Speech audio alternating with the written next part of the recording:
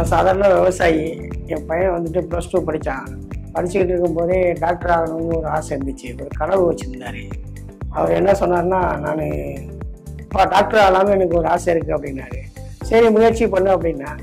அந்த டைமில் வந்துட்டு நீட் எழுதுனாப்புல. நீட்டில் குறைவான மார்க் வந்துடுச்சு. வந்த பிறகு என்ன ஏற்பாடு பண்ணலாம் அப்படின்னு முடிவு எடுத்த பிறகு தான் நிசானை வந்து பார்த்தோம். நிசானில் வந்துட்டு இவங்க கொடுத்த ஐடியா கொஞ்சம் பெஸ்ட்டாக இருந்தது. அதுக்கப்புறம் நிசானில் வந்துட்டு ஜாயின் பண்ணி அவரை ஃபாரினுக்கு அனுப்புகிறேன். ஃபஸ்ட்டு டிகிரியே என் பையன்தான் எங்கள் குடும்பத்தில். அதனால தான் இம்பார்ட்டன்ட் கொடுத்து அவனை டாக்டர் ஆகணும்னு ஆசைப்பட்டு அனுப்புகிறேன். Thanks to Nissan.